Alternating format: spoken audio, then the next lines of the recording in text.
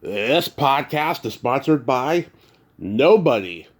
Hey dudes, welcome to Splat from the Past, the only 80s themed horror and sci-fi show where things can get totally radical. Now today I will be welcoming Lucia Fasano. Lucia is the daughter of Cynthia Cirile, who I had on the show a few years ago.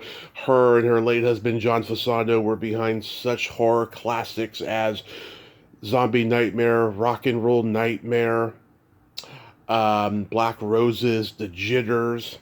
And Lucia is a singer, comedian, actress, and all around awesome person. And we're going to talk about her journey up to this point and talk about acting. You know, she's been on shows like Portlandia and The Deuce, and she had a podcast with the Double Clicks for a while called Caddy Bees, and she's got some great music. Go check out her music videos on YouTube. She has a voice like an angel. She's got some great songs out there like Radio Silence and Save Me and Spend the Night. All these great songs that she has independently recorded. And it's going to be a great conversation today. I can't wait. I remember when I first heard her on Ken Reed, the TV Guidance Counselor's podcast, about a year and a half, maybe 2 years ago.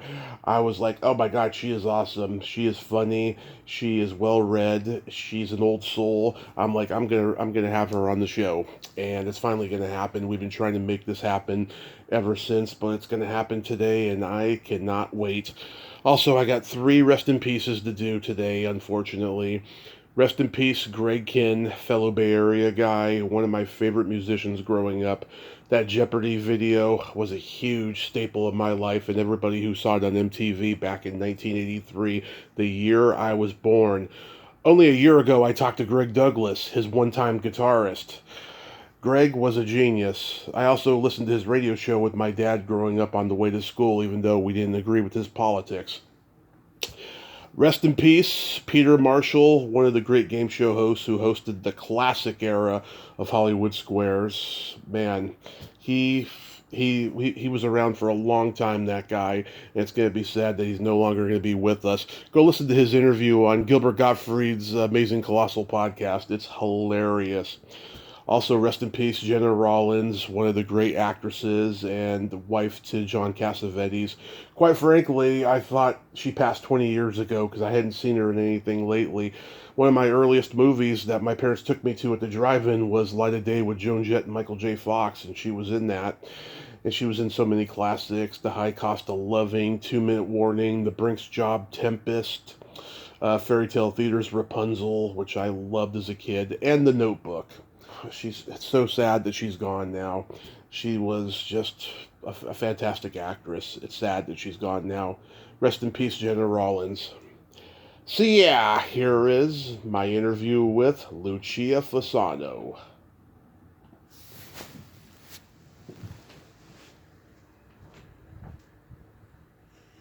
Hey Lucia, welcome to the show. How are you today? Hi, Tommy. I'm doing great. How are you? I am just fantastic. Thanks for finally coming on. I had your awesome mom on here a few years ago, and I appreciate this so much. Well, she had a great time on the show, and I'm so glad to be here too with the long list of your illustrious guests. Oh, thank you so much. So, going back in time, growing up in the Fasano family, I'm sure you gravitated towards the arts in utero. Mm-hmm. Yes, definitely. Yeah. um, So, like, how old were you when you finally saw your parents' horror movies? I definitely grew up with them on and around. Um, there's a lot of '80s classics that I've seen but kind of haven't seen because I watched them when it was not really appropriate for me to watch them. Yep. Maybe with some things fast forwarded but everything was just kind of always around. And I still, as an adult, it wasn't really until Black Roses and Zombie Nightmare were shown in theaters, that it was like just sort of sitting down and watching them as a complete movie, as an adult, So Yeah. I love them all, but like Rock and Roll Nightmare and Black Roses are my absolute favorites. I got, yeah. I got to meet Julie Adams at probably her last convention at Monsterpalooza back in 2016. Oh wow. How was she? She was about 90 and she was a little hard of hearing by that point, but she was a sweet, sweet lady, I have to say. She really was, and she was so proud of her past, Mm-hmm. which isn't always the case, former Scream Queens. That was a thing that would happen a lot with my dad and mom's movies is, some of the actors and actresses would come from that background, but then they would try to sort of like on their resume, keep it out, keep it off because, to look a little more professional. And now, decades later, I feel like it's more, okay to admit, like, I was in B movies, I was in B horror because now with Shudder and stuff like that and just, the resurgence of Joe Bob Briggs, like, Yeah. It's much more, a badge of honor for some of these, actors that got their start in B horror, Oh yeah. When I was a kid, I was in the closet for being bi, and I was in the closet for being a horror fan because it just wasn't considered cool back then. And I gotta tell you, I've talked to horror movie actors today that aren't even aware of the cult success of their movies, and they still feel like it's not okay to admit that they're in these movies. Oh. Yeah, because they're just so out of the loop with it. Yeah, it's pretty crazy. Yeah. I totally understand. Like, you don't realize like, oh, people are still watching this. Like that was definitely a thing for my mom of like, hey, people know about this. People care about this. And I think now that she's kind of engaged with the online fandom, she's realizing like, and also there's this degree with my dad and mom at first of being like, are these people ironically enjoying the movies? Yeah. And then it's because especially, I feel like in the 90s and even early 2000s, a lot of the, the early blogs and reviews of those types of movies were still so negative. Yeah. And I feel like now, also the younger generations are looking at these movies with sort of an auteur theory mindset of like, ooh, just what a cool vision and how is this an aesthetic we can recreate in new movies instead of like, I feel like growing up it was always, those are those movies that are so bad that they're good. Right. And now I feel like it's like, these movies are just good for what they are. Mm-hmm. Not ironic or a guilty pleasure as much, Yeah, I kind of had to be quiet on the horror thing when I was a kid because my parents showed me The Shining when I was a year old. They themselves didn't like horror, but they loved Jack Nicholson, so we watched it, and it scared the shit out of me. And then they let me watch Ghostbusters and Gremlins when they hit HBO in the summer of 1986, but like. Wow. I couldn't watch any slasher movies, and then I started watching them when I was 8 because I started doing good in school, and then my parents like let me stay up late on the weekends and during the summertime, so I'd see the Friday the 13th movies on HBO or Cinemax at like 2 a.m., and so that's where it began for me with the slasher films. That's awesome. I feel like they were rolled out at the right time for you, Yeah.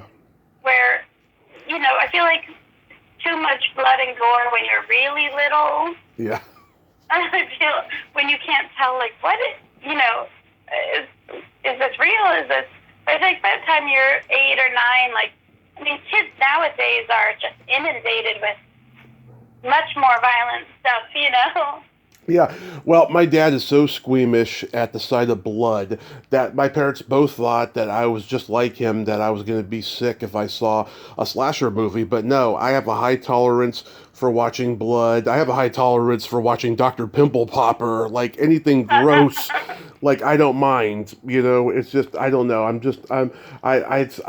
both my parents are squeamish. I'm not like either one of them. I can tolerate that stuff. I mean, I do have certain things that disgust me that I see in certain things of entertainment. But yeah, but like I have a high tolerance for gross stuff. That's so interesting. I wonder if it was kind of a reaction to how squeamish your parents were, that you were like, I'm going to go the opposite direction, and you know. Yeah, yeah. I don't know. It's weird. Yeah, I had Frank on recently talking about your parents' movies. He's such a great guy. I met him at a convention a few years ago too. Was he like an uncle to you growing up? Was he around all the time? It really, for my brother Jesse D'Angelo, who was in most of I think, Rock and Roll Nightmare, Mm-hmm. Zombie Nightmare, Black Roses, and The Jitters. I think he was in all of them. So my brother Jesse, he's about 15 years older than me. Okay. So he was around Frank Dietz all the time, and, they're working on all those movies together. So I would more so see Frank, like at events for the movies or at different monster events or parties. So definitely, I wouldn't say like an uncle, but just, like an awesome guy that, is always, looking out for the family, and always awesome when we can cross paths, But definitely more my brother Jesse's generation. Okay. Sure. Mm-hmm. So I was reading when you were 13, you came up with a toy line for Target. How did that happen? Yeah. Well, like I mentioned just now, that there would be sort of monster events. There's this really cool community. A lot of people unfortunately have passed away in this community, but basically in the Los Angeles area and the Burbank area, there is a community of people that are were my dad's generation, so like born in the 60s or the late 50s, or early 50s, who grew up with Dawn Post monster masks, Yeah. and gravitate, and sci-fi of the 1960s and 70s, and horror of the 60s and 70s, and comics, Mm-hmm. back when that was still so, you would just get punched in the face if you had an action figure, or you're reading Marvel comics, or reading Fangoria.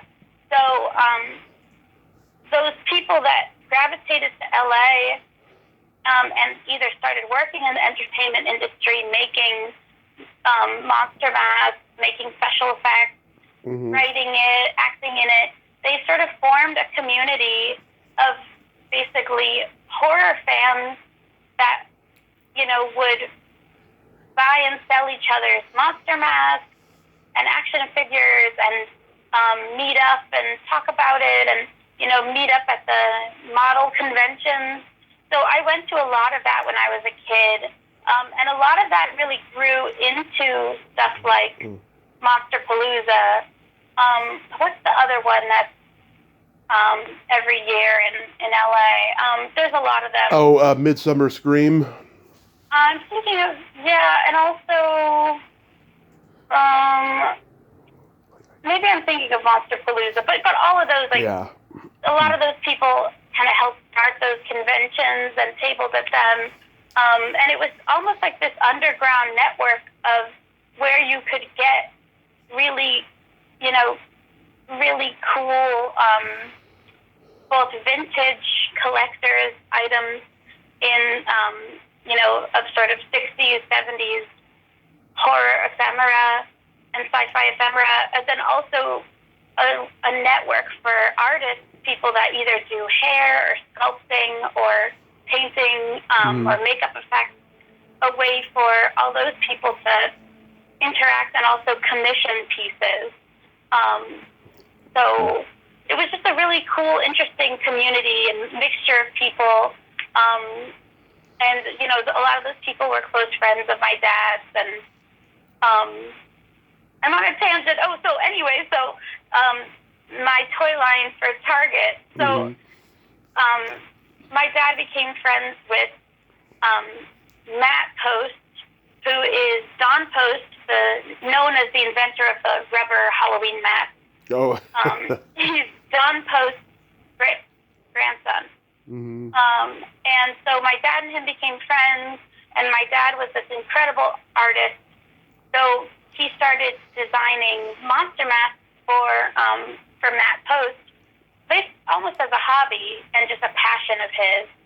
And I was always drawing and doodling since I was a kid. So I was in middle school, and Matt Post was, you know, starting his own company, I think called Heads Up, and wanted to have, you know, my dad's mask in Party City and Target and Spirit Halloween, and sort of he launched his own post-Halloween legacy, just like his dad and his grandpa.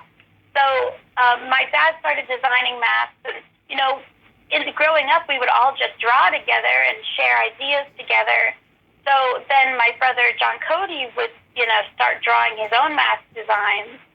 And Matt Post, who's like the nicest guy in the world, he was totally open to John Cody's mask drawings. And I started drawing my own little characters that were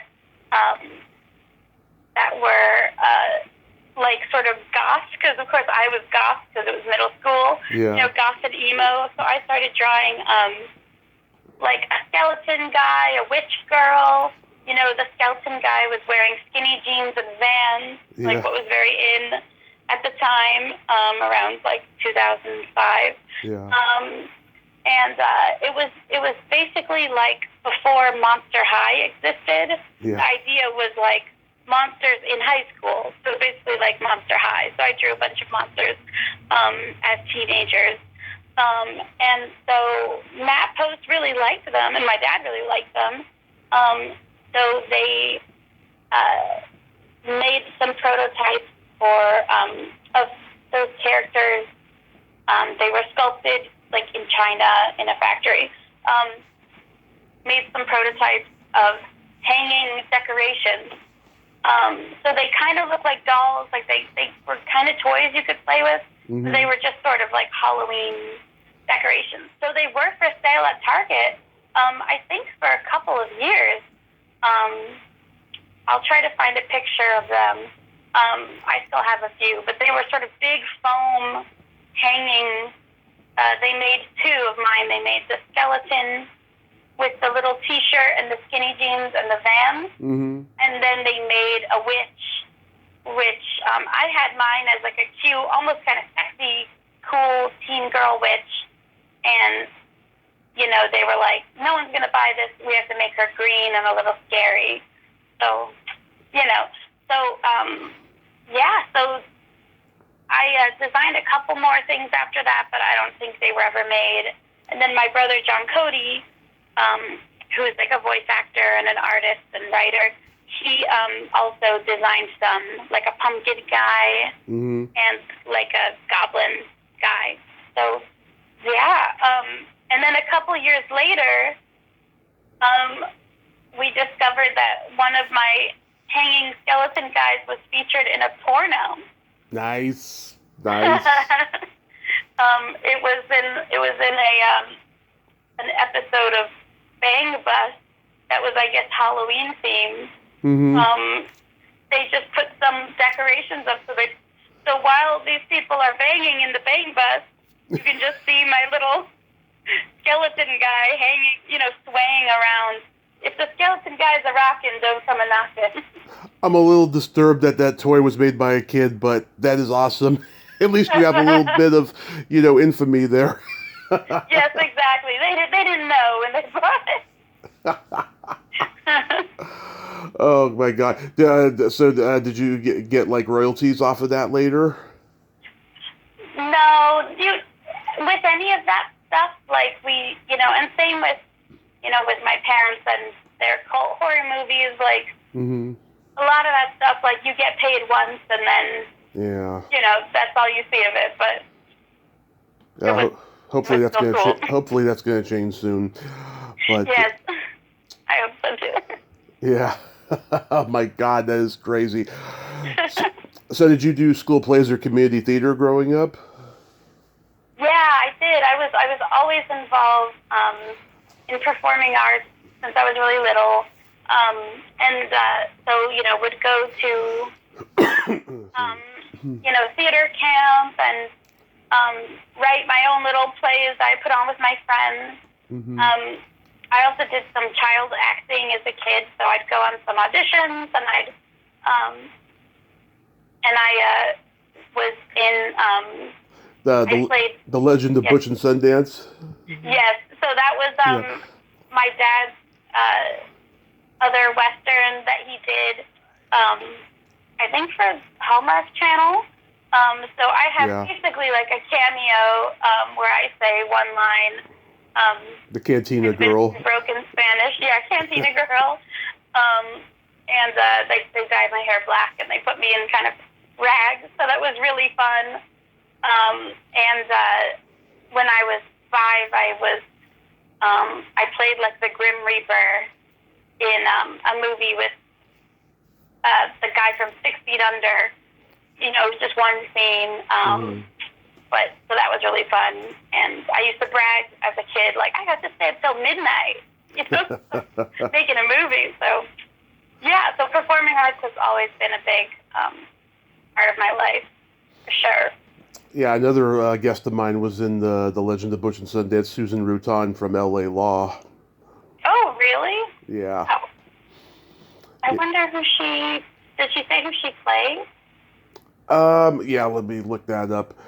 But I also read that you were once in a production of Bye Bye Birdie. Yes. When I was in 4th grade, a local production of Bye Bye Birdie.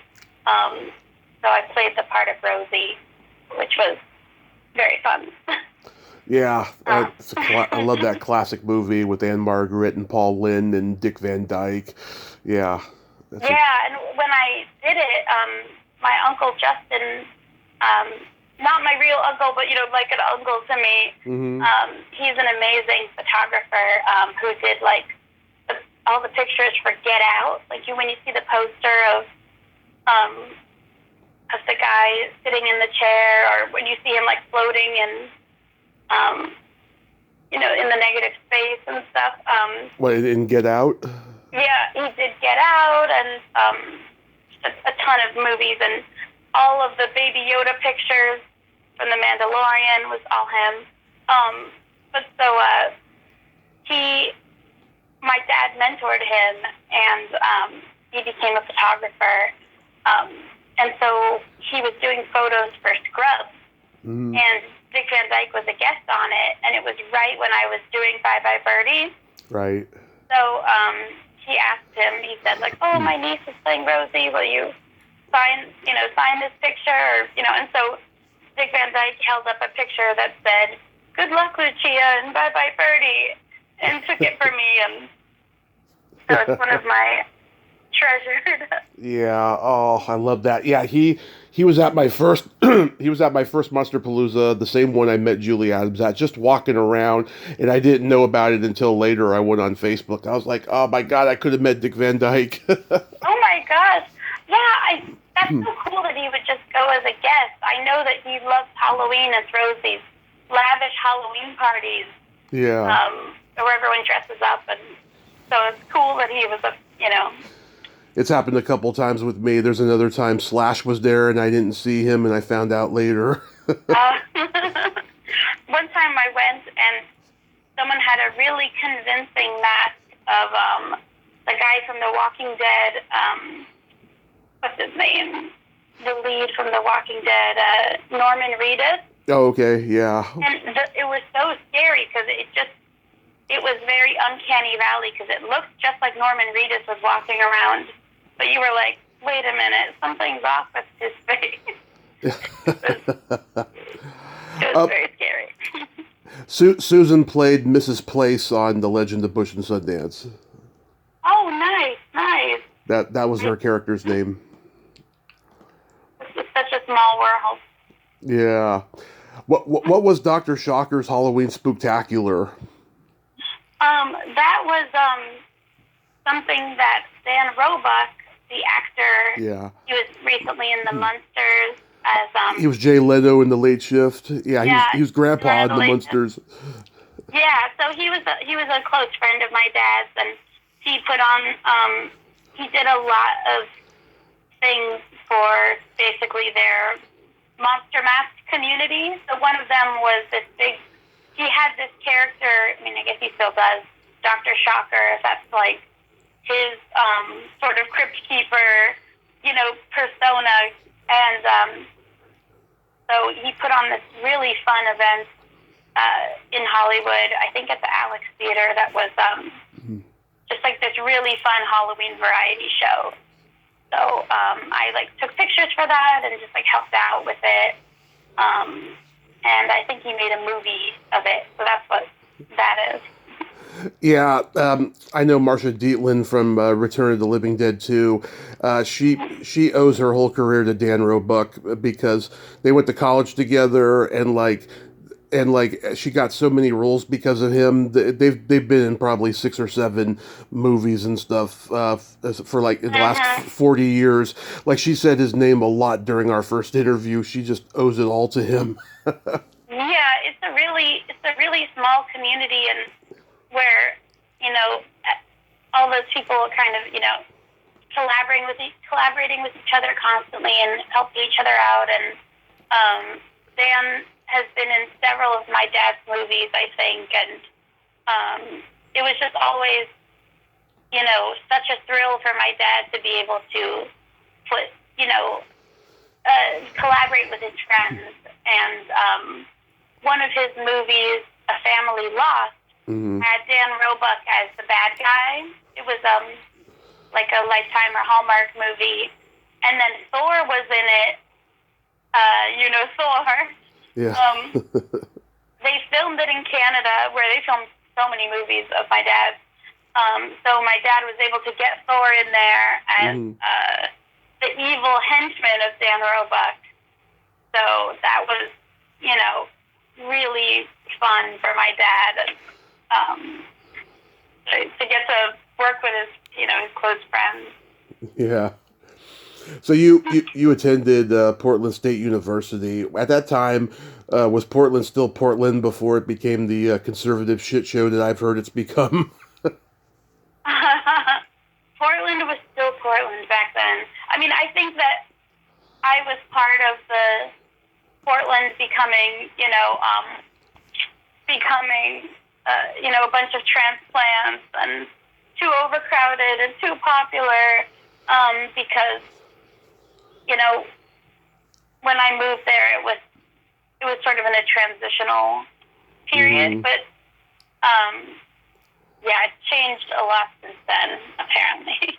Yeah, I had buddies go there in 2009. I wasn't invited for personal reasons, but when they came back, they told me, they went to the strip clubs, they went to the breweries, and they drank and just had a ball. They were some of them were actually thinking about moving out there, but I'm sure that changed over time. They said it's kind of like a dark ghost town of fascist energy over there now. It's definitely weird. A lot of I think COVID. It was already changing, and a lot of the restaurants are owned by the same small amount of people instead of these fun, quirky, unique restaurants, and a lot of the housing got bought up by Silicon Valley people that then just Airbnb'd it out and stuff like that. So I was very involved in the stand-up comedy scene there and the music scene.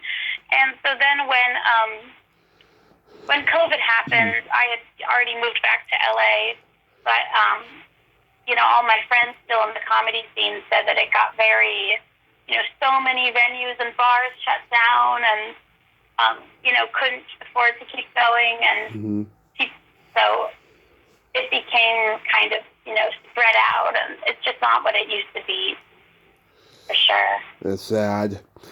Yeah.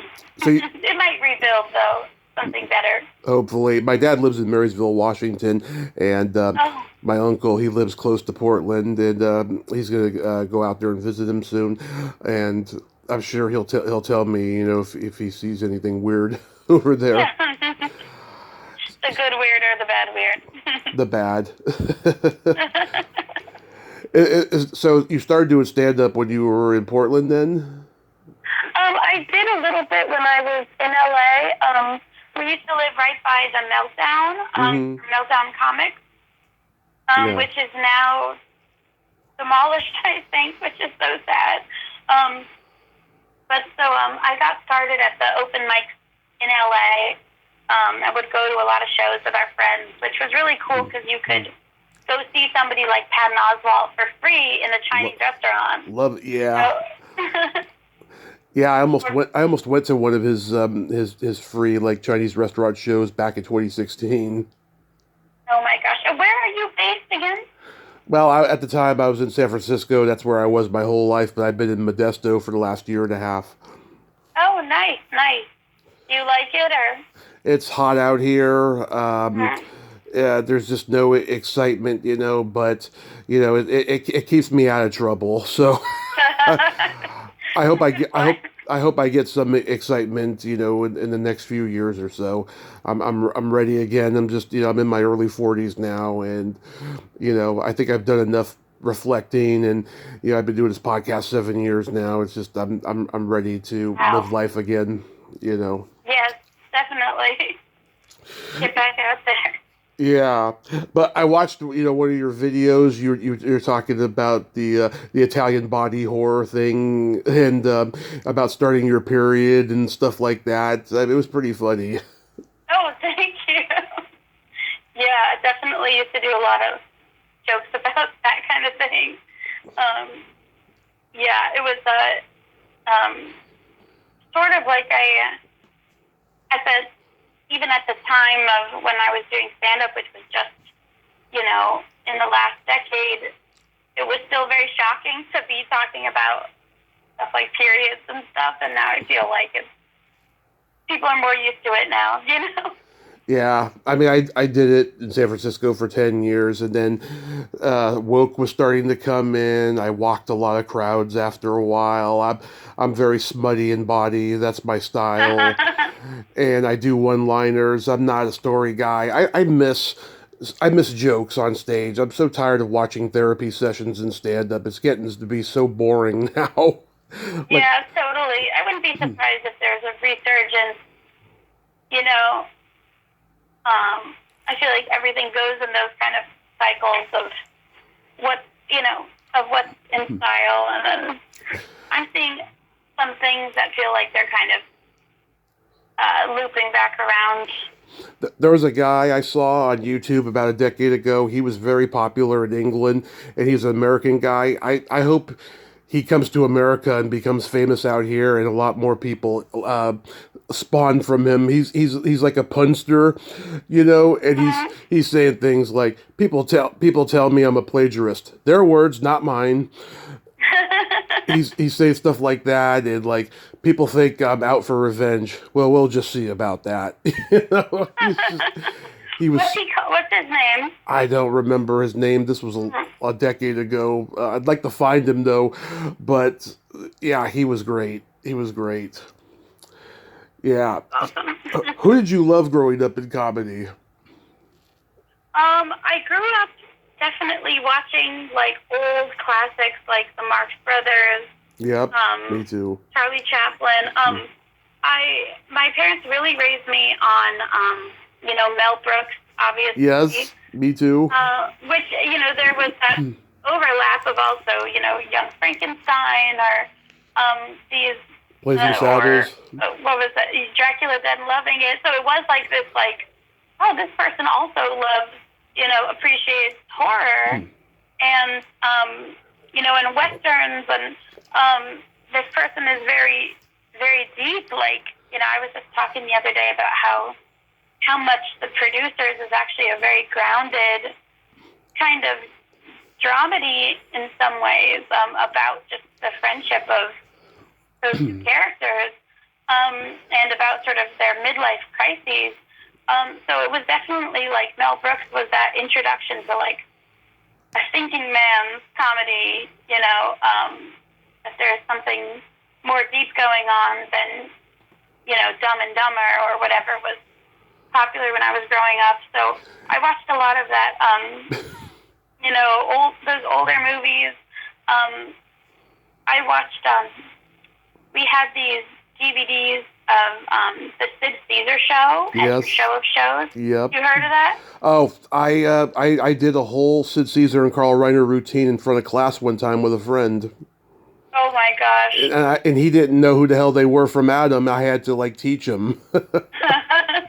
Yeah, I really think that stuff needs to be more discovered, and so we would watch the disc, and it would have cut to the writers afterwards doing commentary. So it was like Mel Brooks and Woody Allen and Caesar, and talking about the process, and watching that introduced me to two really strong female comedians of Imogene Coca and Nanette Fabre. Have you seen them, them in the Sid Caesar Show before? Imogene Coca, yes, and she's of course Aunt Edna in the first Vacation movie. Yes, so good. Yeah. And she was so great because she wasn't conventionally beautiful too. No. So it was so nice to. She kind of looked like Don Knopf. Yes, and you know what? I think Rachel Dratch is the modern day Imogene Coca, just with those faces she does. That's totally true. I've never been able to put my finger on it. So yeah, I mean, if anyone listening hasn't watched Imogene Coca and Sid Caesar, definitely Google them. Watch it on YouTube. And it was such a great variety of like really smart writing, and also lots of silliness and really great acting performances with a bit of improv and pantomime. So it was a really strong foundation for me. But I also would watch like Saturday Night Live, best of DVDs and Oh yeah, me stuff too. like that. Me too. Huge Saturday Night Live guy. The original cast is my favorite because they were doing it for the first time and they were so irreverent and edgy. It was very much punk rock comedy. Yeah, definitely. And even the musical guests, Oh, God. They had everybody from Frank Zappa to the Rolling Stones. There's a story about Dan Aykroyd and John Belushi going to Studio 54 with Keith Richards to do cocaine, and they ran into David Bowie over there. Oh, my God, that's so cool. Yeah. Don't do drugs. Don't do drugs, kids. No, don't do drugs. Don't do drugs. Yeah. Oh my God. I'm old enough to remember when the cast of Your Shows the Shows reunited on Comic Relief 6 in 1994. I was 10 and a half, and I was just loving what I saw. And twice I got to see Steve Allen's crew reunited on Comic Relief. It was him and Tom Poston, Don Knotts, Louis Nye. Yeah. That is so cool. I love that your parents raised you on the best comedy. I'm so proud of them for doing that because I was alone as a kid. Like I was the only one who was into all of that stuff. I loved George Burns growing up. I loved Jerry Lewis. My parents would tape Jerry Lewis movies while I was at school, and when I came home, my Italian nana, she made me homemade French fries. So I would have homemade French fries and Jerry Lewis movies, and that was the life to me. What a perfect memory. I didn't know you were Italian, too. I'm Italian on my mom's side, yeah. Yeah, and I've always identified as Italian. I was president of the Italian club my senior year in high school, and people always say, why are you Italian if your last name is Kovac? And I used to be a smartass and say, because my parents shortened it from Kovaci. But my dad's Croatian and Irish. Wow, Croatian and Irish? Yes. Wow, that's such an interesting combination. It was. My grandfather was Croatian. My grandmother was Irish. My grandmother never swore in front of me, but my dad said that when he was growing up, she invented new curse words. I bet she did. I grew up with a lot of everyone asks if I can speak Italian, and the Yeah. answer is no. But I know a lot of New York Italian bastardized slang, curse words and slang. So, Yeah. which really only comes in handy if you're watching The Sopranos or something. Oh yeah, I could be anywhere and use a word like fungool and they don't know what that means. Yeah, except it is funny. I have some friends that now will use words like that with me just because they're rewatching The Sopranos. Yeah. And they think it's it. I'm like, how did you know that word? Where did that mean? Yeah. That's our word. My nana had mob stories that I wish I could tell publicly that were so friggin' funny, I'll tell you. Oh my gosh. Where were they based? What mob was this? It was North Beach, San Francisco. My grandparents came, my great grandparents, I should say, came fresh off the boat from Italy to San Francisco at some point in like the late 1900s, because my nana was born in 1920, and they lived next door to Joe DiMaggio's family in San Francisco. My nana hated sports. To her, Joe DiMaggio was just a cute boy who lived next door. Wow, that is crazy. Yeah. I don't know that much about the San Francisco mob or like the Little Italy around there. So, did your family live near Little Italy in San Francisco, or? Well, let's see. My nana brought my mom and my uncle to San Mateo around, I don't know, 1955 or something like that, and so they lived in San Mateo their whole lives. Wow, I had no idea that there was, I know that, that a lot of, Chinese people immigrated to San Francisco, but I didn't know that the Italians went there. It feels like all the Italians go to Ellis Island, but I know it's true. I wish I knew the percentage of how many Italians came at that time, but I just know that they were part of it. And yes, there were a lot of Chinese, she told me, when she was growing up. Wow, it's so interesting. I definitely want to read more about their history. Yeah. So did you meet Ken Reed in stand-up? Yes, I did. I think, he's the best. I saw that he was following you too. Yeah, I discovered his podcast during the pandemic, and I was like, shit, oh my God, this makes me wish I had started this podcast. It's so friggin' awesome. More people should do podcasts like this. You get to hear celebrities talk about their childhood viewing and listening choices. And now I kind of do that now, but like I don't do it with a TV guide. I like to go through music, television and film with the person and stuff that I've had on several times and stuff. It's a really original premise. He's got just an awesome podcast. Yeah, I did Ken Reed's TV guidance counselor. I heard it. You did in Portland. Yeah. In Portland, it feels like forever ago now. But he's awesome. His wife is awesome. Their dogs are awesome, and it was a really fun experience. Yeah. When I had him on last summer, the coffee machine wasn't working for some reason, right? But then my mom got it to work, and then she brings me a cup of coffee, and she forgot to tell me that she made it extra strong, and I don't drink strong coffee. And so I was bouncing off the walls during the whole interview. I was like, oh my God, I hope he had a good time, because I was just like, the whole time. Bouncing off the walls. It was embarrassing. Yeah. He saw that I had Tina Yothers from Family Ties on. He's like, oh my God, man, I haven't even been able to make the connection. I told him how. I hope he gets her eventually. That's awesome. I love when like-minded people come together. I think that really is something so special about the internet. The nerd community. Even though there's so many different ways to be a nerd, but it's a very small world.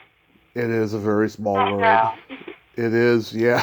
I like how in that conversation you two call out the creeps in Hollywood, like Bryan Singer and stuff. Yeah, wow. I totally, I'm trying to remember what we talked about, because it feels so long ago, but yeah. that was during the Me Too movement, right? Or the beginning of that? It was like, it was like, I remember, like, I looked at the date, it was like pre-COVID, just before COVID hit. We started it, no, I'm just kidding. Not COVID, but yeah. Me Too movement. Oh my God! So did you know early on that you could sing?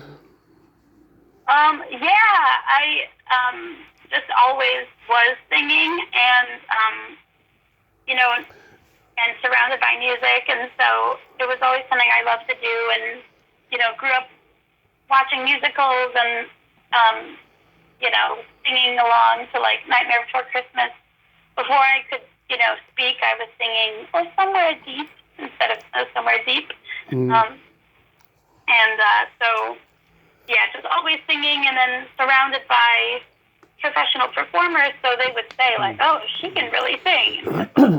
So that was validating. Of like, oh, I'm not just fooling around. So from since before I could talk, I was singing and then writing songs too. I've watched your music videos. You sing like an angel. Seriously, like Thank you. yeah, like I can see you doing like Stevie Nicks songs. Thank you. Yeah, she's definitely a big influence. In music and singers from that era. She's from my hometown. Really? Yeah, in Menlo Park though. Yeah, I like my dad and I like we met people who like knew her like back in the days. They said, yeah, she was a cutting class kind of girl in high school. It makes a lot of sense how you become a rock singer. They had no idea, Cool. yeah, they had no idea where she was going to be headed, and at one point she was the music producer Keith Olsen's maid, which is how she got him to like produce the Fleetwood Mac's Breakthrough album when she joined the band. Wow. I think I saw that she worked a bunch of jobs, like being a maid and other stuff all at the same time. That's crazy. Yeah, I love your song Radio Silence. It reminds me of like early REM and like all the alternative rock bands who were on the IRS label in the early 80s. Were they an influence? Yes, definitely. And Radio Silence is definitely, my version of an REM song. Like, that's totally what I'm going for.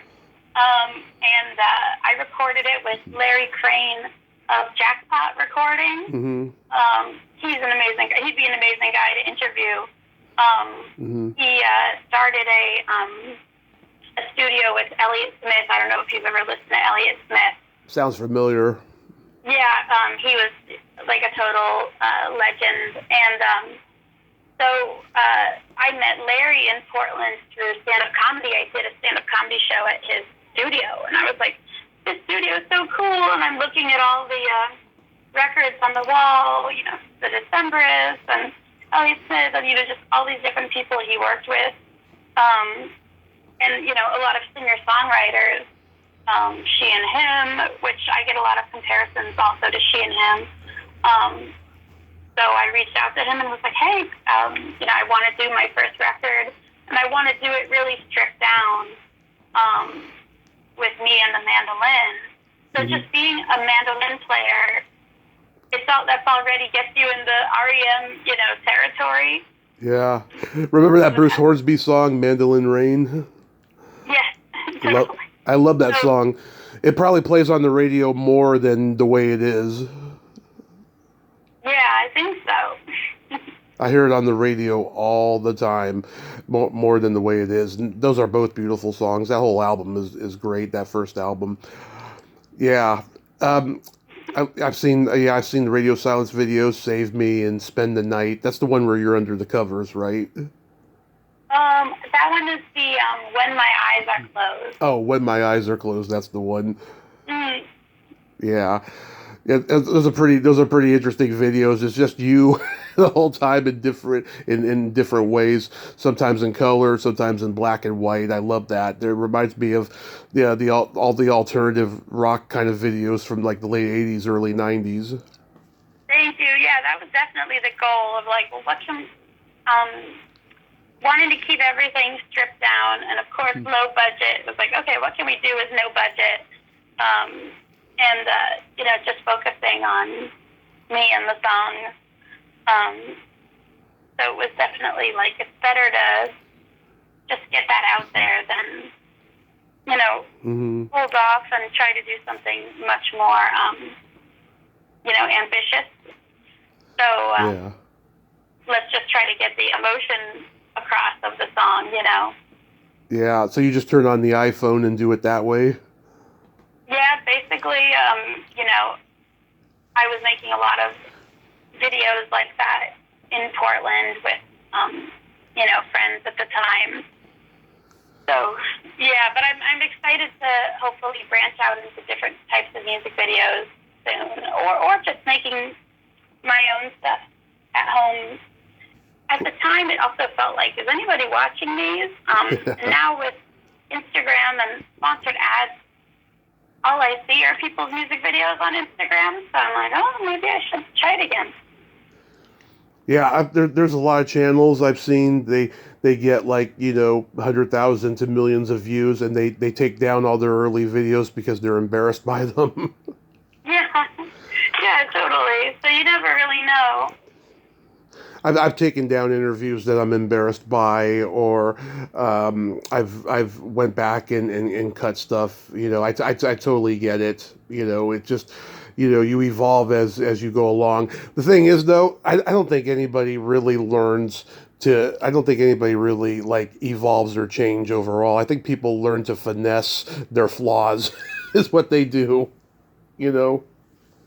Yeah, no, I agree.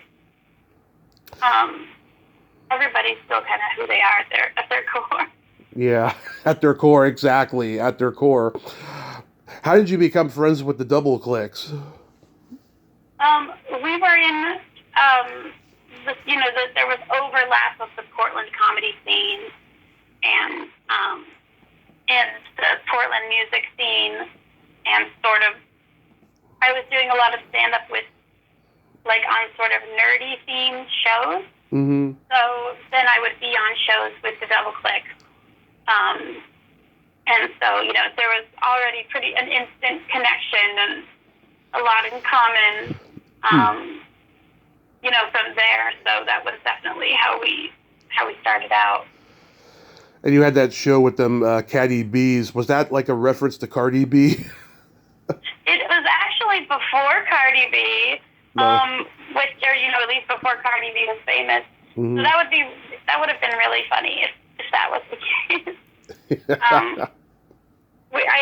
that was our web series. It was like, it's still online, I'm pretty sure, but it was like a feminist cat themed nerdy talk show, which definitely I tried to put a lot of my weird alternative comedy influences in there, like Pee-wee's Playhouse and stuff like that.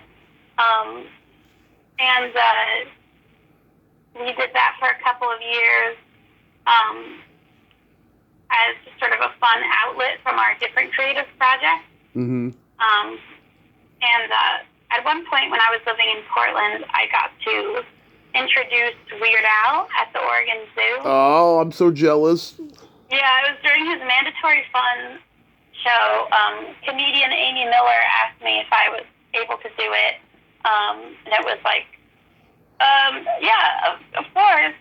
And I went and I shook hands with Weird Al's tour manager, I believe. His name was Hawkeye. He was a really nice guy, and I told him my name is Lucia and how grateful I was to be there. And I guess he told Weird Al that, like, oh, this young woman introducing you with green hair.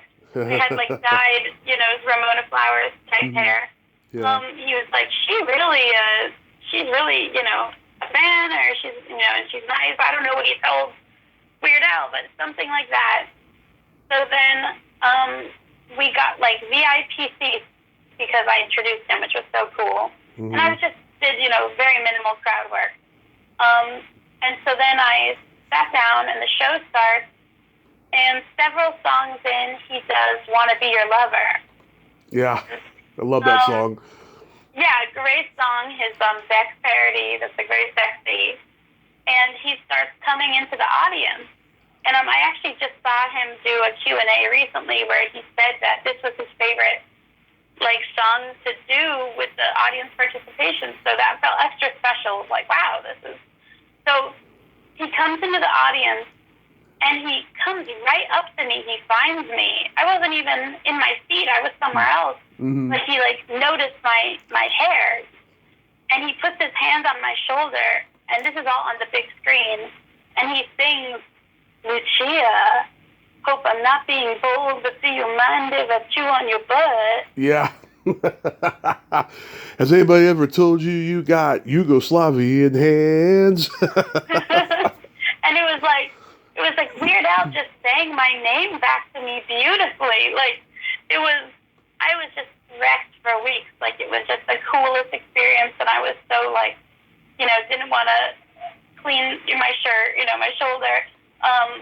But so after the show, I, got to go backstage because of having the VIP thing. And he was so nice, and he gave me a hug, and he was like, you did great out there. And I just thanked him for being this huge influence on me. And as I'm leaving, he just goes, and good luck with Catty Bees. Oh. It was like, what the hell? Like, he must have Googled me. Like, and I was tweeting before the show, like, I'm getting to introduce my hero Weird Al tonight, Yeah. So I was tagging him in that. So, but just like, what a good guy. That, like, he just so, even though I still don't do the web series, it was just this encouraging, loving, sweet thing to do that, made me feel seen and like a real artist. And so I'm still so grateful for that. God, yeah, I've heard nothing but good things about him. He's just a mensch, a real sweet guy. Yeah, seriously. I wanted to go see him at our county fair back in 2008, but it was sold out before I could go. I mean, it was a free concert, but like you literally couldn't get in. So I was like, God damn it! It was packed. It was packed. Maybe someday. Wow. So you guest starred on Portlandia. Did you work with Fred Arbison? Yes, I was in a scene of Fred and Carrie, which was crazy. I've been saying that a lot, though. Yes, I was in Portlandia season 6, I believe. The episode is called Ta-Da, and that stands for, like, Temporary American Disability Act, which is not a real thing, but actually it's kind of a good idea. So I played, basically it was the characters in Portlandia that are always like going camping and hiking, the ones that are something in cast, that are like, get the gear. So if you watch Portlandia, you'll know which character that is. Dave and Cass.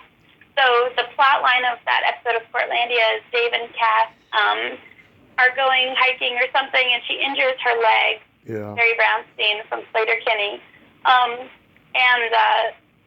So they get all up in arms that the world isn't accessible to somebody that has a temporary disability. Like, she can't park, somewhere because she doesn't have the disabled placard or whatever. So they start their group, Ta-Da, and it's like this action group. So in my scene, it's me and, other people that have temporary disabilities. So I have LASIK. I'm LASIK girl. So I have these huge goggles. And then there's, like, girl who got burnt with a curling iron, sunburn guy, stuff like that. Other people with temporary injuries, basically. So basically in the scene, they're trying to plan their group of Ta-Da, and then they get very angry at me specifically because everybody else appoints me as the leader, appoints LASIK girl as the leader, and my hair was still green, so that was the same summer of Weird Al. And so they're just what I was surprised about, especially as like a new actor, a new TV actor, was the script was very bare bones, and Fred and Carrie were improvising. So they were incredible improvisers, and it really makes me appreciate, especially because Carrie, was not an actor before Portlandia. So the two of them are just freestyling, But then I wasn't sure as an actor, like, do I freestyle back? Like, do I have permission to? Do I improvise? Because I'm an improviser. Or am I supposed to stick to the script and let them go be crazy, you know? Mm-hmm. So I was a little intimidated, and also I was basically blind. I couldn't see anything because I can't really see without my glasses. Just like my dad, I have terrible eyesight. Mm-hmm. And so I was playing someone who just got LASIK and has these big goggles on, but they weren't my prescription or anything, and I didn't have contact lenses in. There wasn't really a plan. Like, I didn't really know what was going to happen. And it's kind of a low-budget show, because it was IFC. Yeah. So they just stuck me in these goggles, which immediately in the heat started to fog up, like when you wear, a COVID mask. Mm-hmm. So I'm in these fogged up goggles, and I can't see at all in my scene. And Fred and Carrie were just screaming at me in my face. So I'm just kind of blindly, like, smiling and going along with it, or, Yeah. but it was really funny. And actually, my dad's first on-screen role really was in Zombie Nightmare, and he was blind too for the shoot. Yeah. So it felt like we were both blinded on stage in our first thing, because he was wearing the Zombie Nightmare zombie mask over his face with no glasses too. So we both were just kind of grasping, but we got through it. Oh yeah, I've heard stories about people being blind on movie sets and they couldn't see anything. Like in Revenge of the Nerds, when they're running out of the panty raid, like Timothy Busfield could not see. He's holding on. You can see he's holding on to Carradine's arm, and then when they go outside, he falls and then gets back up and starts running again. They kept it in because it was part of the character practically. It's those little Easter eggs that make it better. Yes. And also, you guest starred on The Deuce. Did you work with Franco and Gyllenhaal? I didn't. when you audition for a show like that, you never actually know, am I going to be in the scenes with the leads, basically? Mm-hmm. Like with Portlandia, I had no idea that I was going to be, with Fred and Carrie, really, even if the audition, shows that, like, everything can change. So with The Deuce, I was like, am I going to be in the scene with James Franco or Maggie Gyllenhaal? But I was in a scene with Lori, who is Emily Mead's character. And she was super nice. It was really cool. It was a super fun experience. It was my first time my only time working with being around an intimacy coordinator. Oh, yeah. Do you know what that is? Yes, I have interviewed at least one. Oh, really? That's cool. Well, she's an actress, and now she's doing that on the side, for extra income when she can't find an acting role. Yeah, it's a good gig, Mm-hmm. especially with the strike. You have to try to find different ways to make money. But there was an intimacy coordinator because it was supposed to be at, like, sort of a porn party house. Mm-hmm. And so the intimacy coordinator was asking all the actors, like, are you okay with having your boobs out? Do you want to be kissed this way? How do you want to do it? Which I thought was just interesting, and it was a very safe environment. Like, the actors that were naked immediately could have robes on afterward and stuff like that. And so yeah, it was a really interesting experience. Oh, that's awesome. So out of all the things that you do, what do you like doing the most? I definitely, my main passion is music, for sure. I feel, I think because I'm not, except for, obviously I love playing with my band and a full band, Mm-hmm. but with music, it's nice that, like, you're not dependent on anyone. You can just sing a song, play it by yourself in a room. Whereas, stand-up comedy requires an audience. Improv requires an audience and other people. Acting requires other people and a project. So I love doing all those, and I feel like I am the most happy when I'm kind of making people either laugh or cry. It's an incredible feeling to just be riffing and joking around, or be playing something a song that changes the energy in the room. But so definitely I'd say first and foremost would be the music and being a singer-songwriter. And then making people laugh in any way possible and just goofing around and being weird. Yeah. Wow, that's so awesome. Do you have anything upcoming that you can mention? Yes, I have quite a few songs in the works, and I'm figuring out if I'm going to go full album number 3 or do an EP and release them as singles. So just keep an eye on my page and follow me on Spotify, YouTube, wherever you get your music. Because I plan to be dropping new stuff very soon. Awesome. Some stuff that's going to be a little more poppy. Yeah. And some stuff that's going to be,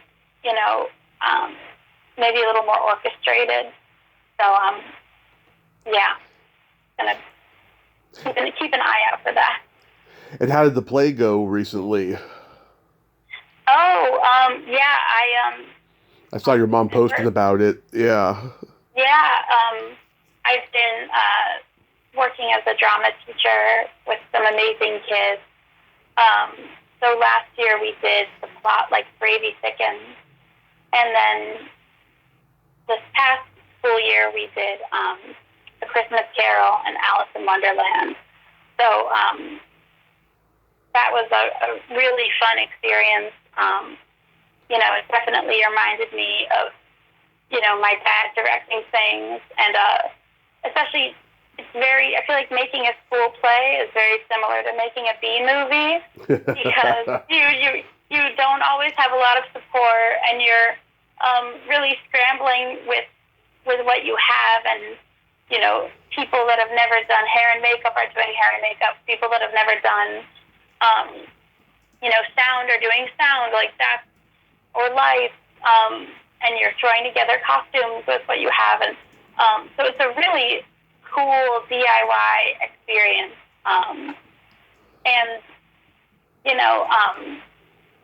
There's definitely, to me, I feel as an adult, I'm able to appreciate putting things together from nothing, and the kids doing things with what they have. Like for Alice in Wonderland, we used a lot of cardboard, and it ended up looking beautiful, all the props and stuff. But when you're making it, it's hard to kind of keep the faith. Especially when the kids are comparing it to schools that have more budget and more money. And it's like, well, why don't we just buy this? Why don't we have that? But then at the end of the day, when you see, you guys put this together with your own hands, and you see that the show is not about the budget and having the best costumes. And, I always wanted to focus on the performance and the overall creative, vision and how it came together. But I feel like a thing to remember with children's theater, and it's also why, child actors and stuff, it can be so sad, is that, like, children's theater is about educating the kids and what they get out of that experience. Right. Not about putting on a perfect show. And it's easy to go to a show and be judging, like, oh, that kid shouldn't have that part or whatever. But it really is like, what did they learn from it? And then I learned a lot from the experience as well. So. That's so awesome, Lucia. You are blessed, and I am so blessed to have you on today. Thank you so much for coming on. Thank you. It's been a really fun conversation. I feel like I learned a lot of cool things that I'm going to go Google now. Awesome. Yeah, same here. You have yourself a great day. Be safe out there, and I will see you on social media.